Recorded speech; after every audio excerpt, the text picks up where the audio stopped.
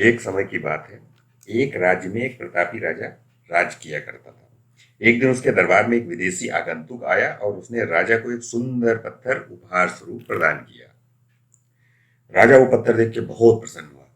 उसने उस पत्थर से भगवान विष्णु की प्रतिमा निर्माण कर उसे राज्य के एक मंदिर में स्थापित करने का निर्णय लिया। प्रतिमा निर्माण का कार्य राज्य के महामंत्री को सौंप दिया गया। महामंत्री गांव के सर्वश्रेष्ठ मूर्तिकार के पास गया और उसे पत्थर देते हुए बोला, महाराज, मंदिर में भगवान विष्णु की प्रतिमा स्थापित करना चाहते हैं।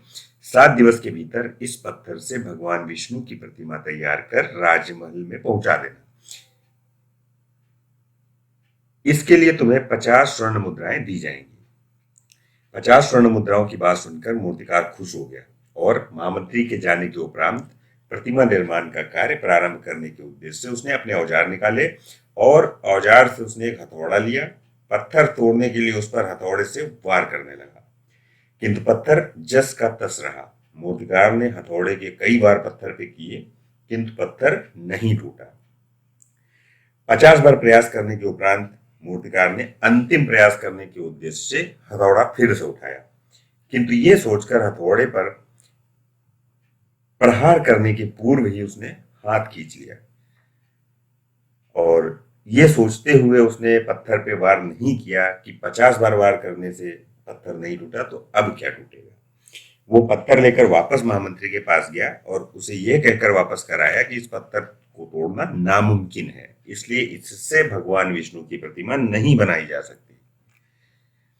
महामंत्री को राजा का आदेश हर स्थिति में पूर्ण करना था, इसलिए उसने भगवान विष्णु की प्रतिमा निर्मित करने का कार्य गांव के एक बहुत ही साधारण मूर्तिकार को सौंप दिया।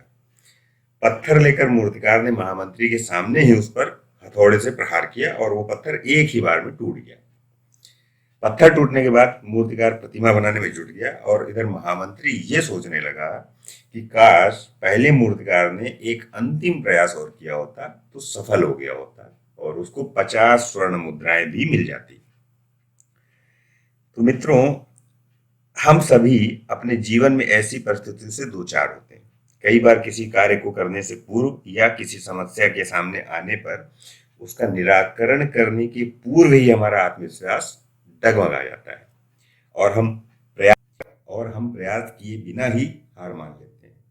कई बार हम एक दो प्रयास में असफलता मिलने पर आगे प्रयास ही नहीं करते हैं, जबकि हो सकता है कि कुछ प्रयास और करने पर कार्य पूर्ण हो जाता या समस्या का समाधान भी हो जाता।